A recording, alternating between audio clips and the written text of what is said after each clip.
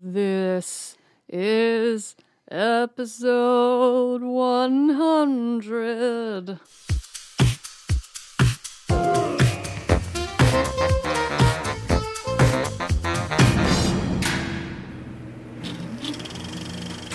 Well, hello there. Welcome to On the Beat, the podcast that uncovers full frontal male nudity in cinema. My name is Laura, and I am joined by my secret love, Ryan. Frank. I am Frank. I call you Frank for this whole episode.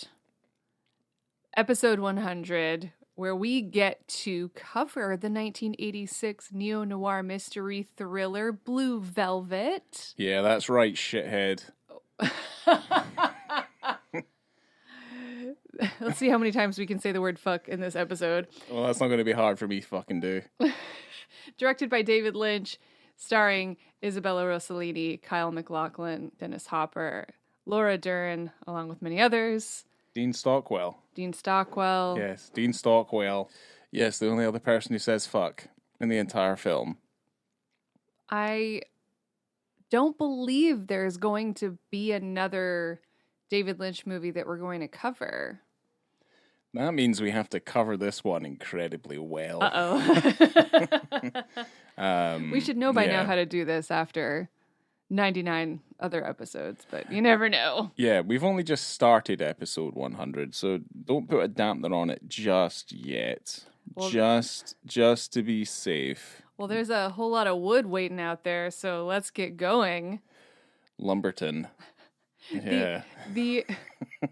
The tagline for this movie, by the way, is "It's a strange world."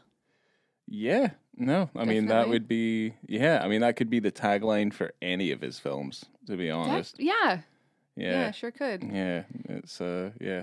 And, yep. Yep. And the synopsis that I pulled from Letterboxd is: the discovery of a severed human ear found in a field leads a young man on an investigation related to a beautiful, mysterious nightclub singer and a group of psychopathic criminals who have kidnapped her child. All right. Yeah, there we go. Let's get going. That is the summary for one of the most accessible David Lynch movies, like other than maybe Straight Story. Straight Story is probably more accessible than this. It's like it's a kid's film. It's like a Disney film. Dune. Straight Story. Dune. Dune. No, I don't care for Dune too much. That's weird. That movie's. That's weird that you would say that. That's a weird product. Dune is incredible. Well, here's the thing: they've done those. The Denis Villeneuve ones have come out. They done did those Dunes, and I'm like, done did that Dune. I'm like, you know what? I don't like Dune. Like, I just don't like it. I don't like it as a franchise or as a product. Like, I just don't like it. It doesn't matter who makes it. I just don't like it. You don't like the spice. I'm not a fan of the spice. Okay. The spice isn't for everyone. No, it's not for everybody. I think that's abundantly clear. I like the spice. Yeah. I just don't like Dune as a product. I'm just not into it. You're gonna mention Dune when you tell us about David Lynch, sweet R.I.P., sweet boy. Yeah. So David Lynch did die this year. Back in January 2025, he passed away. But from what I was reading about, like, his ill health and stuff, like, the guy smoked since he was 8 years old. Yeah, well, he likes what he likes. Yeah. He's a good boy. He was a good boy. But yes, David Lynch, the famed American filmmaker, visual artist, musician, and actor. He's considered one of the best filmmakers of all time. He was classed as a visionary, acclaimed for his films distinguished by surreal and experimental qualities. His films are one of a kind, I would say. But there's like an element of them as well that I feel it's very there's a niche to it, and I feel like it's very fashionable to say that you like a lot of David Lynch's stuff. So I think that's maybe one of the reasons why I don't grab a hold of it as much as others do. Such a hipster thing to say. Yeah. Oh, it's really fashionable to like David Lynch. So it is very fashionable to like David Lynch. I'm not really into David Lynch. Frank. No, I mean, I like Blue Velvet. I don't like it as much as Wild at Heart. I think the Elephant Man is a fantastic film. Well, I have a question for you. Yes. Although, I mean, I don't want to throw you under the bus, Yeah. the Lynchian bus, but you have not watched Twin Peaks. No, because I'm not, I can't grasp a hold of the Lynch as much as I would like to. You're talking about accessible Lynch.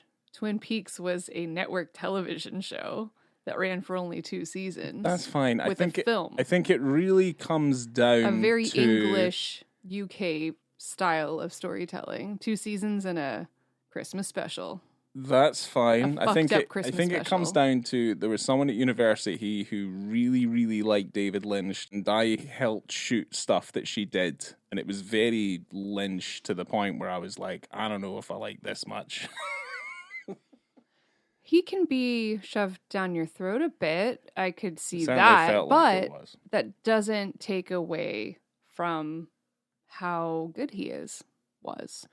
Yeah, no, he's very unique in what he did. But let's continue on because the breadth of his work is quite vast. He worked in film, obviously, TV. He's worked as an artist. He's made music videos for Chris Isaak, X Japan, Moby, Interpol, Nine Inch Nails, and Donovan. And he's also done commercials for Dior and, how do you say it? Yves Saint Laurent or whatever. I just put it down as Yves Saint Laurent. Yeah, YSL, Gucci, and the New York City State Department of Sanitation. I met David Lynch though. This is one of those moments where, other than I think the Mike Lee episode, I actually met David Lynch. He came and did a talk about TM, Transcendental Meditation, which I still haven't taken up. I wish I had, and I still probably could. You can and you should. Yeah, well, now I just numb myself with antidepressants and alcohol. So, I don't really know what that's actually doing for me. But the thing is he did a chat about TM, and then we went to the local theatre. This was in Glasgow, and we watched a Razorhead, and that's the first time I ever saw a Razorhead. That's a nice experience. It was a hilarious experience. I was sitting there next to my friend Romano, and about the point where the snake thing starts coming, I can't remember if it comes out of someone's vagina or if it comes out of a box and it starts coming towards the screen. Someone just in front of us started going, and then I started laughing, then Romano started laughing, and then we pissed off the person who really liked David Lynch and found us to be incredibly disrespectful. And I was like, can anyone else hear this screaming of what's going on here? That was one of the highlights of my university career. That's lovely. It was. And he would put his hands up next to his head and he'd just be like, me feeling the dreams, the transcendental meditation, and that's kind of it. But I think it works. I think it works for certain people. I'd love to expand my mind. I really would. There's still time. Anyway, he also had 3 seasons of Twin Peaks between 1990 and obviously the updated version, which was 2017, and also made a prequel movie called Fire Walk With Me, which was back in 1992. So, in terms of his films, it's not a vast filmography. Eraserhead started in 1977, Elephant Man in 1980. What a transition that is, though. Eraserhead to Elephant Man. Yeah. Like a film that I remember. Why not? Yeah, from Eraserhead, which to me it's like, I need to watch it again. But when I watched it, I was like, not into this. I'm really not. And then you have Elephant Man, where you're just like, wow. It's the saddest thing I've ever seen in my life. And then he goes from Elephant Man to fucking Dune. He did. Dune. Did Dune. Dino De Laurentiis. Dune. Fucking Dune. Well, we all know that. Well, the story of Dune is this whole thing. And him making Dune and how much of a fucking nightmare it was. Because Dune was a Jodorowsky project as well. That's a great documentary. Until it became Lynch's film. Where you get to see what Dune could have done, but then what Dune did. Yes, I did like Dune. At the hands of a sexual assaulter. Yeah, he is. Who knows what that could have been? At least his pictures and stuff, his storyboards, like it looked interesting. It looked incredible, but when you look at the man, not great. You know the Dune I would like to see next? Michael Bay's Dune. That's what I want to see. Just don't do that. Shia LaBeouf. Keep going. Anyway, so Blue Velvet, which we're covering today, came out in 1986. Wild at Heart in 1990. Fire Walk With Me, like I mentioned, in 92. Lost Highway, which I really like, in 97. Straight Story in 1999. Mulholland Drive in 2001. And then Inland Empire in 2006. I think the fact that his filmography kind of ends around about 2006 is kind of, I don't know. I think it's kind of he decided. I don't know what he decided. There seems to be a lot of videos of him out there where he kind of just deviates into doing other things, or at least like he understood by that point that there wasn't a place in cinema for him at that time. I don't know. I feel like he was very aware that cinema was changing. Well, it's not that he stopped working. I mean, he had a couple of projects. Workshops, and I mean, he's done so many things, written books. I mean in Twin Peaks. Yeah, but he had stuff. He had stuff denied at Netflix. He had 2 projects denied at Netflix that he couldn't make. Who cares about Netflix anyway? Well, fucking David Fincher does, and guess what? That's done to his career. Exactly. He started making a whole bunch of shite. But no, I don't know. I think I don't know. I find his stuff fascinating and interesting. But yeah, I would say that Blue Velvet is like I said, I mentioned before. It's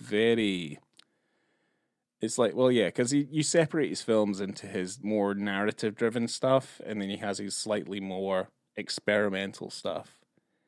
And Blue Velvet kind of sits nicely in the middle of it. It's probably the darkest it goes while also being accessible. It's I don't know. I don't need to review the film necessarily. I think Blue Velvet is awesome, and Blue Velvet has so many iconic moments and lines that we probably say in this house on a regular basis. We do. So yeah, we definitely do. You know, it's absolutely fascinating. There are a couple of people, so it's hard to imagine the cast being any different, but I always find it interesting to see who it might have been. Well, definitely I know that Dennis Hopper was destined to be Frank, because he did a very Dennis Hopper thing by phoning up David Lynch and saying, "I am Frank," on the end of a phone. And basically that in no uncertain terms is like, well, no, Dennis Hopper's saying, this is my role, you better not take it away from me, otherwise I'm going to Dennis Hopper something. That's cute. Well, Michael Ironside has said that the role of Frank was written for him. He would have been good in it. He would have been very good in it. Yeah. Would it have been as iconic as Dennis Hopper? Because Dennis Hopper... Yeah, it's like he went on hunger strike before he did this movie, because he's eating up everything. Yeah. Without Dennis Hopper in that role, this movie would be... different. I think it would be different. I don't know if it would be... It would be different. It's hard to say it would be worse, because it's a great film. Nah, because I think the writing of the character's very good. I think it would lose something that we weren't aware it was missing. Because he is the magic. Because he's not in the movie that much. No, but he's kind of like, he's like Jay and Silent Bob in those Kevin Smith movies. When they turn up, they're like the brevity. Like they're like, holy fuck, I'm glad they're here because I'm so bored. You know, it's just, yes, this is the moment where you're like, okay, here we are. Which is ironic, because there's a few of the lines in Blue Velvet that he recites in those Kevin Smith movies as well. Well, it's just imagining Frank being the brevity of Blue Velvet is so fucked up. The But you're minute he not turns up, wrong. yeah, but the minute he turns up, you're like, oh my god, it's gonna be something magical's about to happen. And he's Something's just and it's gonna be the most fucked up thing ever. beating the shit out of people and raping and just being a horrible person. Yes. But yes. he is the brevity. Yeah. Well, he's just interesting. There are a couple of other people who it's rumored that they turned down the role of Frank as well. One of them was Harry Dean Stanton, Yeah. and the other person was Stephen Burkhoff. Just because of how violent the content was in the script, they thought best not to do it. Yeah, yeah. I think it needs someone who can handle that sort of thing. I guess we're kind of I don't mean I mean the film's pretty violent. It's more in a I think we've seen far worse in the wake of like a Blue Velvet. Because I'm not like oh my Christ, that's fucked up. Like the stuff at the end, like when they're in the house, that stuff's kind of fucked up. Like any brain matter that I see kind of strewn anywhere, I'm like, oh, that's pretty messed up. That's pretty fucking nasty. It's pretty gross. Yeah. For the role of Dorothy, I'm going back to the casting decisions. Helen Mirren and Debbie Harry were both considered for the role of Dorothy. Helen Mirren would have been a good choice. Who's the other one? Debbie Harry. Oh, Debbie Harry. What, because of Videodrome, probably? Yes, because of Videodrome. And she didn't really want to revisit something like that. Yeah. So Helen Mirren would have been good because she did The Cook the Thief, blah, blah, blah, blah, blah. That movie. And she was... Cook the Thief, etc. Yeah, etc. I think, again, it's one of those things where, like, if you see, Isabella Rossellini in the role, it's like you kind of it's hard to see her not doing it, Again, quite iconic. It's like there's a number of people who could have taken on these roles and they could have really have made it their own. It just so happens that they made these choices that it's like, this is why it feels iconic. Yes. Molly Ringwald turned down the role of Sandy. Well, it kind of starts this blossoming friendship between Lynch and Laura Dern that is quite important, I think. Could you imagine Molly Ringwald in Wild at Heart? Yeah. She'd be annoying. She would be annoying. And apparently Isabella Rossellini thought Laura Dern was actually blind. She would just take her hand and be like, oh, there's a step there when they were walking around. And Laura Dern's like, wait, what? I'm not blind. And Rossellini's like, wait, you're not blind? And she goes, no, I'm an actress, because she was in Bogdanovich's Mask. Yeah. She was blind in that. And Isabella Rossellini is like, she's so good. Like, she's definitely a blind person. Let me help her. Oh, man. She's incredible. That's really good.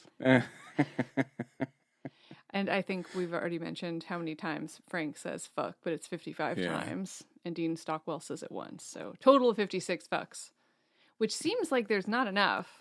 I should go back and count again. I mean, over the course of a 2-hour film, I was wanting to go back to the Laura Dern being blind thing. Where I was like, I might just start doing that with people and see what happens. Ryan, what? Acting like people are blind or acting like yourself that you're blind? No, they are blind. Just be like, no, watch out. There's a step there. Okay. Let me know how that goes. I was like, what do you want to drink? Because you cannot going around impersonating a blind person. No, I'm not going to go around impersonating. No, I'm going to... That's not good. I'm going to assume other people are blind, and I'm going to look like I'm incredibly helpful. That's what that's going to be.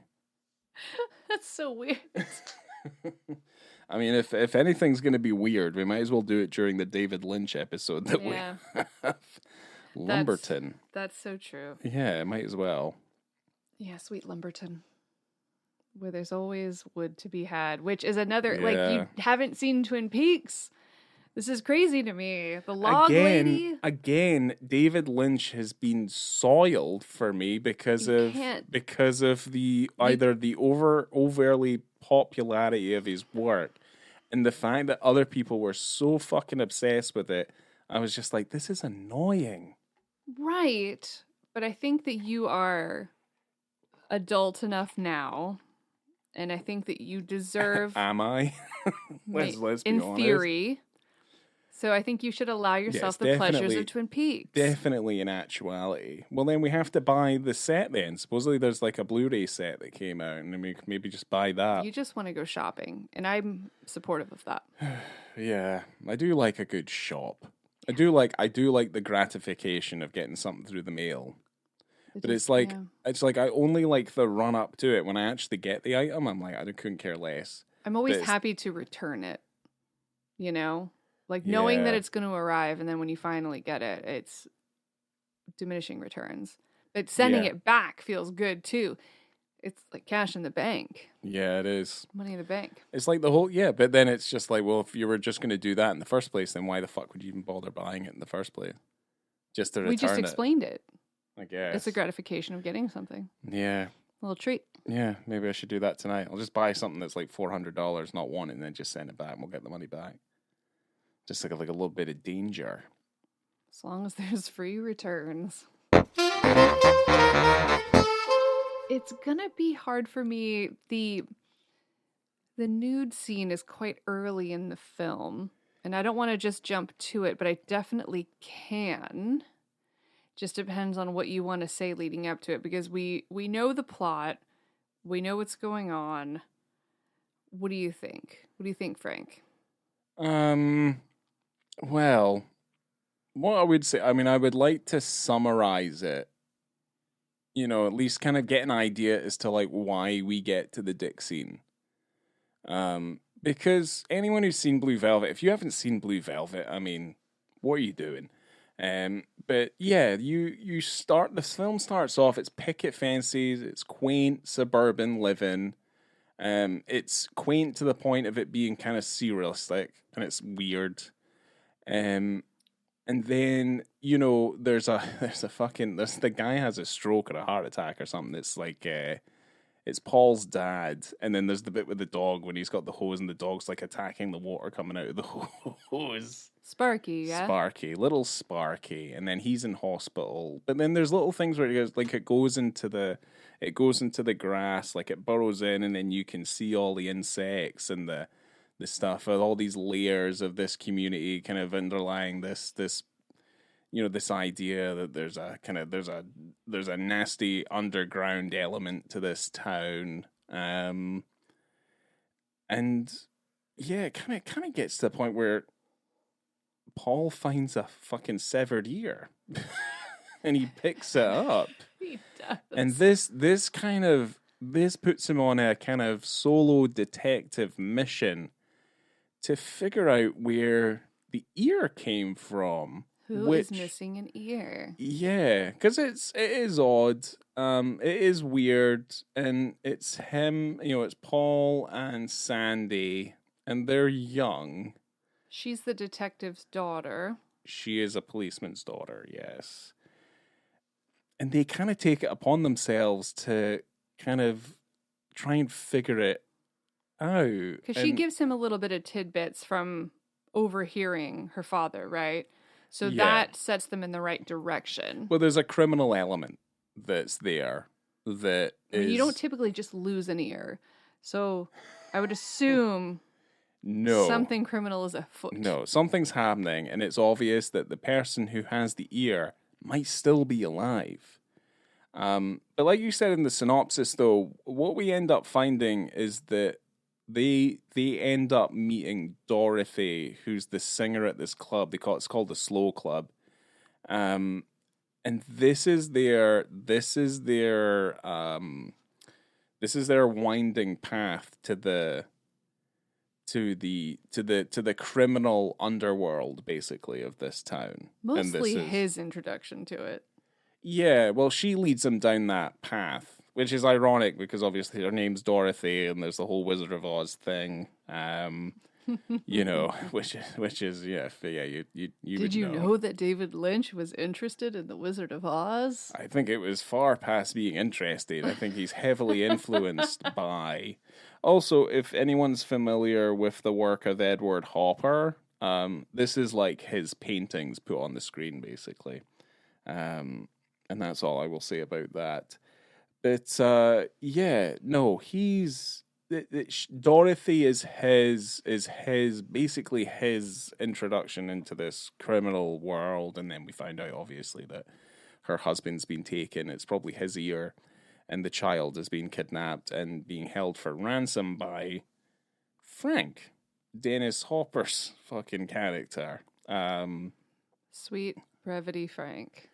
Yes, because then this is obviously when the film takes a turn. I mean, any of the interiors in this world are pretty nightmarish because there's no windows. There's not a single window that we see in Dorothy's house. There's no sense of like there's anything outside. There's just no windows, and it's very dank. It's very kind of damp and dark and very kind of pastel-y colored, and it feels kind of nightmarish. There's a lot of shadows and stuff in these spaces. Her apartment is quite blocky furniture. Yeah. The walls are very dark. The carpet's dark. It's just... Yeah. Gosh, I didn't even think about that. I was just watching it. But yeah, there's no windows. There's no windows in the building, in the hallway. Yeah. I mean, it makes sense when you're making a motion picture. You The don't one wanna thing I deal would- with the light, yeah. but still... The one thing I would say is like it's like I mentioned Edward Hopper, so the mise en scène is very good. It's very good. But if you copy from artists like that anyway, then you're destined to have really interesting frames anyway, because that stuff is seated in science. Oh, man. There you go. Seems to be something that people have forgotten is that there's so many painters out there that cracked the code hundreds of years ago that we should just copy now, and you just make better frames if you do it that way. But yeah, there's not an ugly wide in this entire film, to be honest. All looks very nice. Yeah, this is his introduction into the seedy underworld, and I guess this is where this is when we also find out that he fucking liked Heineken. Who the fuck likes Heineken? He really loves Heineken. Oh, fucking hell. Has anyone had Heineken? It's awful. I went to the Heineken brewery and you spit it out onto their floor. I drank some of it, and in the hotel they had a vending machine and it just had cans of Heineken. No, so they just tumble out and they fucking just spray everywhere. Good stuff. Heineken tastes like farts to me. It does. When you open it and you smell it, it's fucking rancid. Maybe we should get one. No. Just to revisit Why would this. we do that? No, it's like people who say they like Carlsberg and stuff. I'll have a Pabst Blue Ribbon. You can have a Heineken. Why? Okay. I don't like Heineken. Sorry. Well, I want a PBR. Nope. Fuck that shit. Yeah, no. Yeah, no. It would be, no, it's Pabst. It's Pabst all the way. It's Pabst all the way, man. Well, yeah.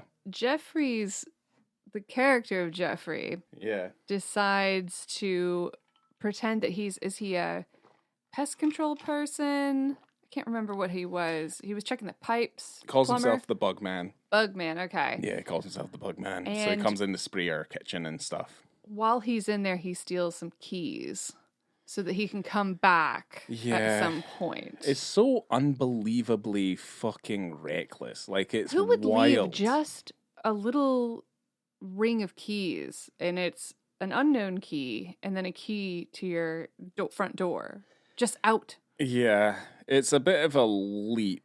But I'm Like also... if you snuck into our house, there wouldn't just be a key to our house chilling on the countertop. I mean, this is America. There's nothing bad's ever happened here. Ugh. Oh my God. Okay. I mean, we should just keep our doors unlocked for the most part. Wow. You know. Sure. It's not the homeless community's problem that they're homeless. It's not their fault. I don't want Jeffrey in my closet. Okay? All right. So I have to raise your voice. But anyway. I don't want anyone in my closet. No. It's my worst nightmare. Here we go. I'm going to get into it. Yeah, no, this was my scene. I set it as well as I could. You did a really great job. I think so, yeah. I think so. Without spoiling too much as well, we've gotten into the space where he's snooping around the fucking... Here's the thing, and he gets the keys. This is him coming back, right? From being the bug man. He has the keys. He comes back. Well, they went to watch her sing, and if I remember correctly, they left in the middle of her set to go to her apartment... Sandy and Jeffrey. Yep. And she said she'll honk 4 times if anyone arrives. Yeah. Just to alert him that he needs to leave. Yes. And what he just does instead is gets incredibly comfortable in her apartment. He takes a whiz in her toilet. Such a crazy thing to do. And then flushes. It's such a weird violation as well. It's like you break into someone's house and you take a piss in their toilet, and I'm like... I don't like that. You're absolutely right. It is a huge violation. It's like that bit in 1 Hour Photo where there's that shot of him just sitting on the toilet. Yes. Yes. Yeah. It's so incredibly messed up. Yeah. It doesn't make any fucking sense whatsoever. She honks 4 times. He doesn't hear because there's no Dorothy windows. There's no windows or anything. So. Well, it's over his gigantic piss. He couldn't hear the honking of the horns. This is, well, I guess we're not quite there yet. So when she arrives home, she does what anyone would typically do when they get home. They get comfortable. So she takes her clothes off and she's wearing a wig, and she removes her wig. Mm-hmm. And she's just at home, and he's watching her, and it's this very interesting voyeuristic kind of view of her. So it's weird because we're watching her through his eyes, and it's kind of going this awkward back and forth between him staring at her, and it almost just feels like, we are him. We are him watching her, and it's just so awkward. But it becomes really fun. Yeah. Because we get this beautiful dynamic reversal. Mm-hmm. Because he makes a noise, right? In the closet. He makes a noise, and falls. Then she grabs a knife and then as you do, pulls him out of the closet and then forces him to undress. At knife point. Pretty much. Shut your mouth. Don't say anything or I'll kill you. Yeah. I love this because there's something different about the way that Lynch is dealing with the shot at this point. And we're getting a different view. It's very... Because there's never a male gaze when you're looking at Dorothy. It's never... No. There's not a male gaze in this film at all. No. Not once. No. But when Jeffrey gets stripped down by Dorothy, it's a little male gazy. Or female gazy, my apologies. It's a little female gazy. Yeah, little female gazy. You see his, like, his booty. You see his tush. You see his booty. And she's getting interested in what's going on and threatening him and asking him if he likes being threatened, and he obviously doesn't. Yeah. And this scene happens about 40 minutes into the film. Mm-hmm. And you can kind of tell her intention is to humiliate him, and she's flipping the object of desire on him instead of herself. Yeah. Because she knew, obviously, he was watching her be undressed. Mm-hmm. And they're both filmed in a really neutral way. I mean, he's definitely more female gazy. I know I already said that, but she's quite neutral. Mm-hmm. And I kind of like how this whole situation is kind of shot as if they're just like having a normal conversation instead of like this really horrible, threatening situation. Yeah. And he's vulnerable now. He's very vulnerable. I mean, as he should be. He did sneak into her house, but they go from it's because Frank starts knocking on the door. So they go from the couch. He has to go back to the wardrobe to hide, takes his clothes with him, and it's in one shot. It's relatively quite wide, but he's actively picking up his clothing, and this is kind of where we see it mostly from the side. It's kind of glances, but I say it's probably better. It's better than just subtle glances. You definitely understand that there's something there. Oh, yes. There's no question that this is a nude young man. Yes. Running around this apartment. Yeah. It's so funny how that turned into a predator in the closet to her being a predator. To then being the... And then her being the prey. The prey to Frank. To good old Frank, who turns the up. brevity. Yeah. That's when, it's the thing is like, he's such a kind of blaring contrast to everything that's been going on. Is this the first time we see him? Yeah. Wow. This is it. Because the thing is, like, the only other introduction we have to him is, like, she says, it's Frank, you need to get out of here. And this is like, oh my fucking Christ. It's Frank. But yeah, no, he is a monstrous individual. Like, he is born out of he's the stuff of nightmares. Well, she's wearing that blue velvet robe. Yeah. And you know what goes on in the scene. I mean, there's a rape in the scene. He's doing his what's in his mask? Like, what's in the tank? I think it's like nitrous. Yeah, I think it's just nitrous. So he's sucking on that, and then every time he does it, he's like, oh. He's like, Mommy. Baby wants to fuck. Baby wants to fuck. Yeah. Yeah. So she kind of spreads her legs. You missed the best line out of the whole film, though, where it's just like, it's Daddy, you shithead. Where's my bourbon? Oh, yeah. Well, I'm desperate for us to do this as a Halloween costume, but I want to be Frank, and it's just going to be a constant fight about who's going to be Frank. Well, I think it's not as funny if I'm Frank. It's definitely funnier, but I've always done it's kind of fucked male up if I'm costumes Frank. for Halloween. Yeah, it's kind of fucked up if I'm Frank, because then I'm just acting like Frank. But if I'm Frank, funny. Yeah, I guess so. Just you going around calling people shitheads. Yeah. Yeah, and shut the fuck up. Don't you fucking look at me. Don't look at me. Don't touch me. And then, just saying baby wants to fuck. Very fun. Baby wants to fuck. Oh, we're doing it.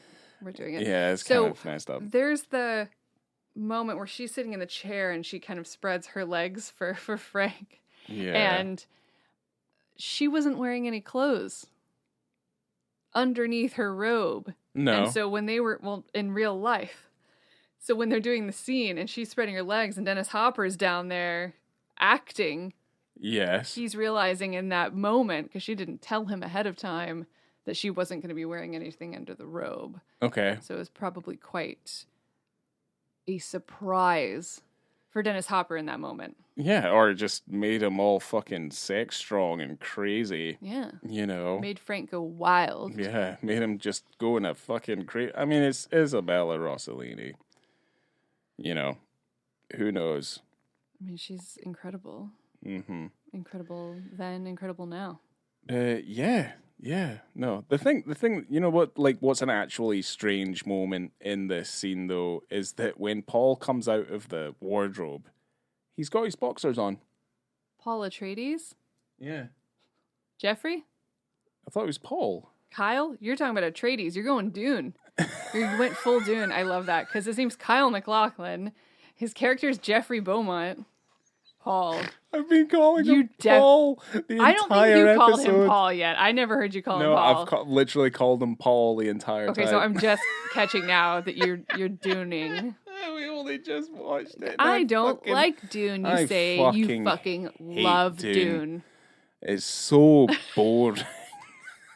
Fuck, I've been calling him Paul this entire time. Just keep calling him Paul. Anyway. That's amazing. Well, he comes out, and he's just wearing those boxer shorts, and you're like, when? Well, when did he put them on? You're not wrong, but he did grab his clothes when he went into the closet. It seems bananas to me that you would have that much forethought to say, I'm going to put my underwear on. But he did grab his clothes when he went to the closet. Well, I don't know. Have you ever been in a scenario where you've had to hide and you've been naked? No. Before? And no. you've been in a situation where a man has returned. Because I have. What? Yeah, Oh, did I what? never tell you this story? Did you do an affair? So I was seeing a lassie. This was a while ago, I assume. and we were in bed, and her fucking boyfriend came Did you home. know she was seeing somebody? Or Um, you little scamp? I was under the impression that they were not seeing each other, but the first thing I realized is the light goes on, and he's in the doorway, and I'm completely naked in the bed, and I lay there for. Did you play possum? No, What were you doing? I played possum. Well, she got up and they started having an awkward conversation in the living room, and I stayed in the bed and kind of was just like, "What's my play here? What should I do?"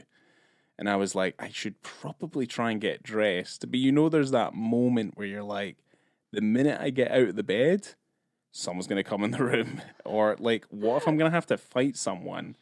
I was like, I need to be prepared. I do not want him to be able to grab a hold of things that he shouldn't be able to grab a hold of. I should just get dressed. I think it ended amicably, and I was able to leave. But yeah, though it has happened to me. You would probably be more intimidating if you were nude. And so if it came down to blows, Yeah, you would come out screaming naked and he would be afraid. And you'd yeah. probably be able to escape. I would have to go full Yes. fucking I'd have to go full mental in order for that scenario to come out in my favor. You know, it's like in The Simpsons where Bart is swinging his arms around like this and then Lisa's kicking in there like this. Yeah, And whoever gets hit first, Yeah. isn't the one that's in trouble. aye. You could have done that, but naked. I could have, or I could have just done something even crazy, just shit into my hand, and then just been like, "Don't come anywhere near me," and just almost like tried to assault him with a piece of shit. There's so many more things you could have done that would have been more entertaining than just leaving. But oh well. I think, since if you've ever been in that position, it's usually better that you're just able to leave and you don't have to come to blows. Of course. That's usually how I like to look at that situation. But anyway. Cool. Shoot, I have more stuff to say. You should say Not it. necessarily about the nude scene. No, I think we've covered it. I think we've done a good job with that. Because, I mean, the rest of the film, we don't want to spoil any of it. It just kind of gets darker and darker and darker. And things start to be revealed. And, I hope in part of your notes for the things that you have to say, we get to talk about that bird at the end of the film. Okay, we can talk about the bird, but it'll have to be from memory. But I did want to mention the scene where Dorothy is nude outside of Jeffrey's house, Yeah. where she's holding her arms out as if she had been crucified, and she's covered in bruises and cuts. Yeah. So that was apparently inspired by an actual experience that David Lynch had when he was quite young, maybe around 10 years old. Okay. He and his brother saw a naked woman walking down the street, and for years that image of her walking down the street was quite traumatic to him. No surprises Because there. he could tell that it wasn't something that was erotic or some sort of sexual awakening for him. He knew something bad had happened. Okay. And so I guess for quite a long time he had a hard time talking about it, but he wrote it into the film because it is not, again, there's no male gaze in this film. No. It's also She's a beautiful woman. Yeah, but it's kind of fucked up. Like, that's not really like. Oh, yeah. Yeah, it's kind of messed up. And it's coupled in with the fact that this fucking idiot Mike is like, Mike. yeah, he's a fucking idiot, fucking football player. And it kind of, if anything, like, yeah, that kind of rings true. Like, if you get yourself into a fight, a naked person will diffuse that situation relatively quite quickly. So I agree. there is that. The bird, you want to talk about the bird? Oh, that bird! It looks awful. Looks terrible. It definitely isn't real. Like, it's not. It doesn't look real. I read that David Lynch for years was adamant that was a real bird, even though it's quite obviously not a real bird. He's taking the piss. He was taking the piss. He because had he's to be taking the piss because treasure. It looks awful. So he's just like, no, it's real. So there's rumors about that bird that maybe the crew found a dead bird and then made it into some sort of like fucked up animatronic robot bird for the film. I don't know. I don't know what that bird's origin story is, or its death story, or its Frankenstein monster tale. It's just sitting in a film warehouse now. But it's a nice little bookend to the bugs, you know? Because you've got the seedy underbelly of the city and the bugs under the ground, and then you've got the bird eating the bug. Yeah. It's He's symbolism. Gonna take it down. Yeah, it's even more symbolic than the last shot of The Departed. So there you go. What? I don't remember. With the rat? You don't remember the last shot of The Departed? With the rat? Say it good. Say it better. Departed. Departed. Yeah, Departed. Well, I can't do that. I know. You know, I can't do that. You did your best. I tried. The rat, because it's... Yeah, well, it's like, it's the most signposty thing ever. It's like, it's a big groan and eye roll moment at the end of The Departed. Oh. It's that you see and you're like, oh, God. It's like fucking Jack Nicholson's been going on about rats for like fucking the entire movie. No, kind of like you would have to watch the film. Like you would get it when you saw it and you'd be like, oh, right, okay. Obviously, the fact What's that the original film again? Infernal Affairs. That movie's great. Yeah. You know what movie's also great? Internal Affairs. Richard Gere. Different. Yeah, no, it's different. It's not the same thing. But yeah. Infernal Affairs is awesome. It is. Yes, I would say that is better than The Departed. In a lot of ways. So. Well, there's no Matt Damon in Infernal Affairs. Okay, anyway, let's continue on. Oh, fuck, I mean, anyway. Matt Damon's in The Departed, right? Yes, he fucking is. Just yeah. making sure. Yeah. So this film won some awards, you know, as it should. David Lynch was nominated for the Academy Award for Best Director and also nominated for the Golden Globe for Best Screenplay. Did not win. Dennis Hopper was nominated for the Golden Globe Award for Best Supporting Actor. Did not win. Isabella Rossellini won the Independent Spirit Award for Best Female Lead. Okay. So, yeah. All right. Well, that's fine. Nominations. Not all the great films win awards. That is for sure. So. Roger Ebert hated this film, by the way. I mean. And was adamant. Like 1 star, hated it forever, never changed his mind. Okay. And it was a big problem between him and Gene Siskel. Didn't understand why he hated it so much, but he really hated it forever. Yeah, I mean, he should maybe have Roger Ebert. This is a weird thing to say. Whoa. Roger Ebert should have watched more films then.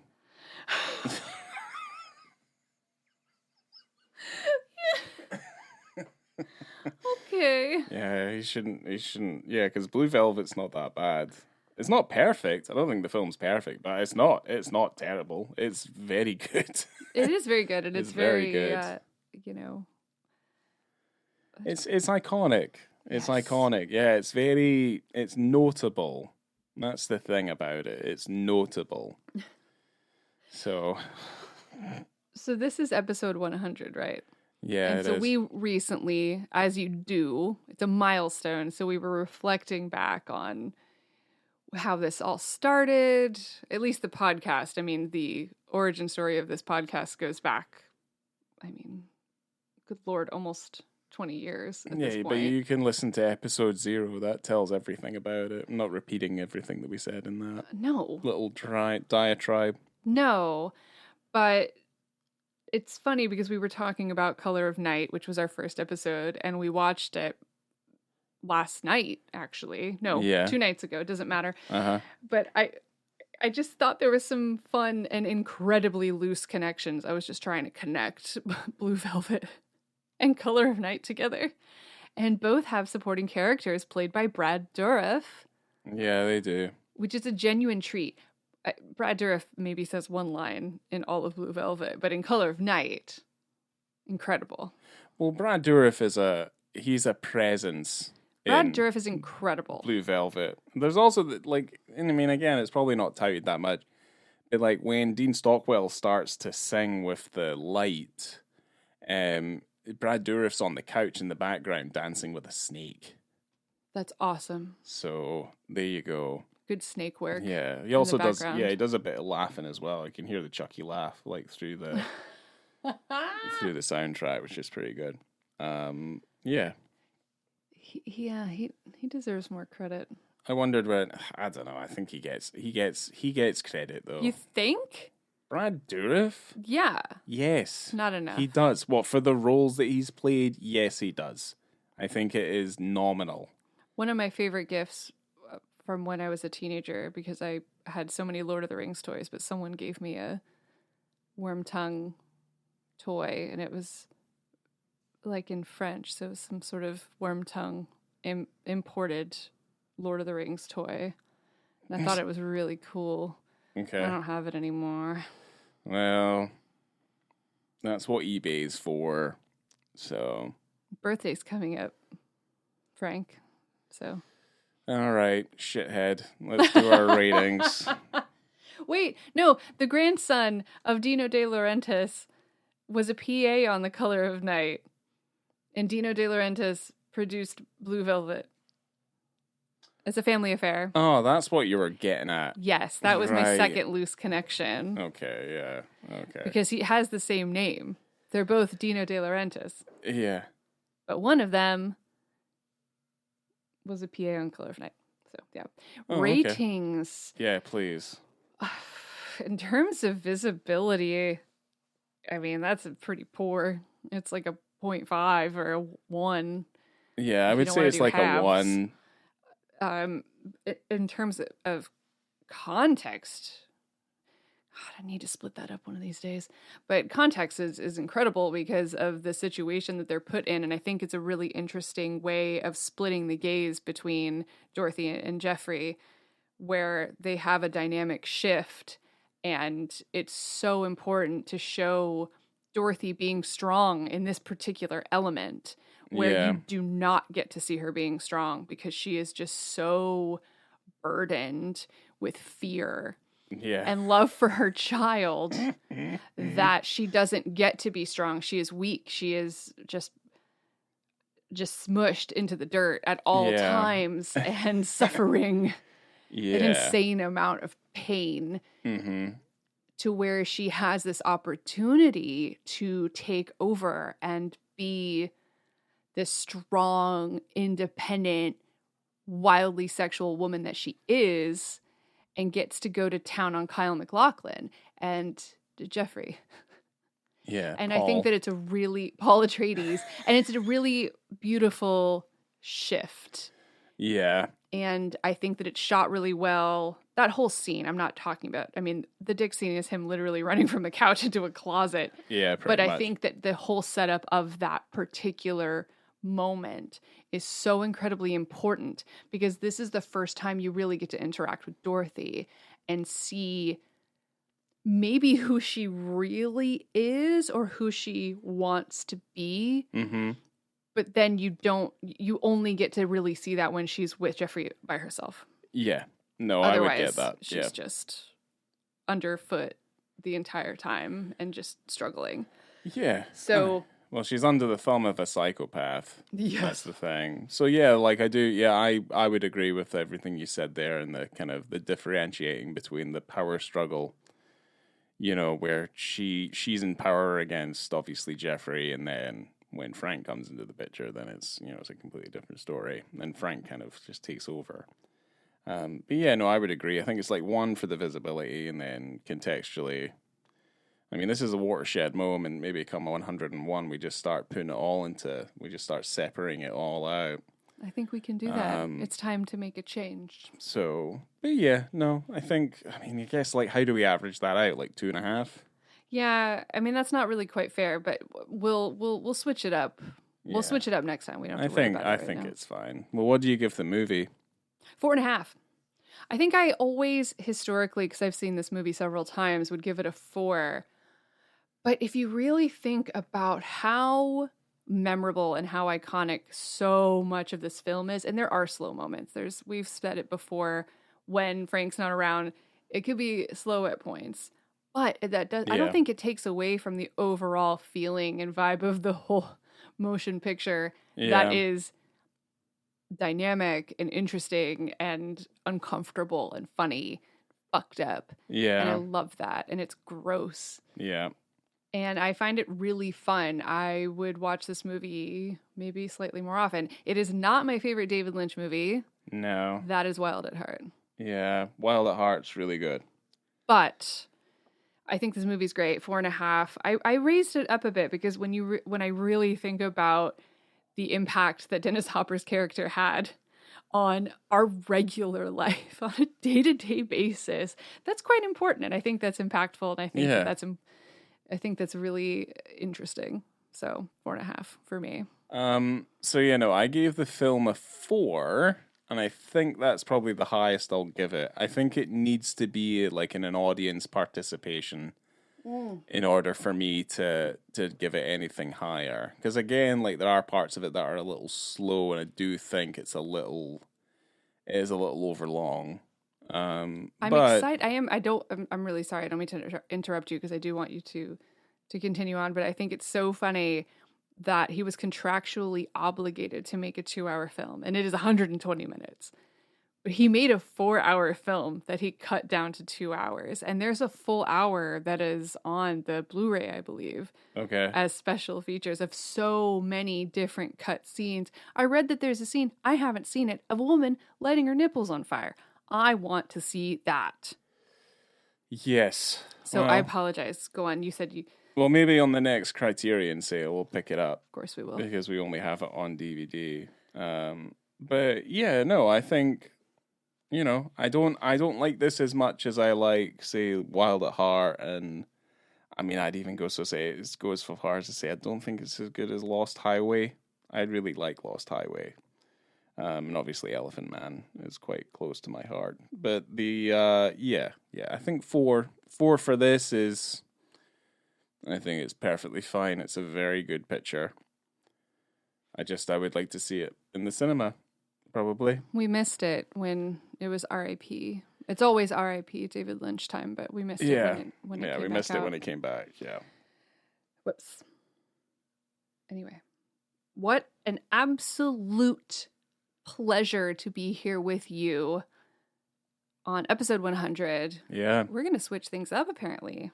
Next time we'll see what goes. I guess. See what comes from, see what goes. And we'll see what that is because we recorded another special little thing to coincide with episode 100's release. So go and catch that and get all the deets. Yes, make sure you're following us on Instagram at the moment and Letterboxd, which we have linked there as well. I'm surprised Letterboxd hasn't reached out because we've been using Letterboxd since day 1. Yeah, episode 1. So we genuinely have. I'll reach out to them. That'll be part of our next 100 journey. Yeah, is to see what else we can get into because I have a lot of people I want to talk to. Well, technically, a podcast doesn't start until the first 100 episodes. So oh shit! There you go. If you out there see anything that you maybe want us to cover, you see something that maybe we haven't covered yet, or maybe something new, and you saw a penis pop up and you go, they should know about this, because I don't know. I know most things, but I don't know everything. You can go on our website, which is onthebeat.com, and you can send us an email. Yeah. Oh yeah, the email's hello there at onthebeat.com. So yeah, as long as it's not a TV show, we'll cover it. I'm going to talk about White Lotus again one of these days. I really am. But that'll be for a whole other thing. Good. Hopefully that's a solo episode. Do you want to hear me rant about that? I do like that show, but it does make me angry. But yeah, we're out there. Thank you guys for being around for 100 episodes. I'm excited about the next 100. And coming to you from Arlene's Diner, I have been Laura. I have not been Frank. I was just pretending this entire time. Thank God. I've been Ryan. We'll see you next time.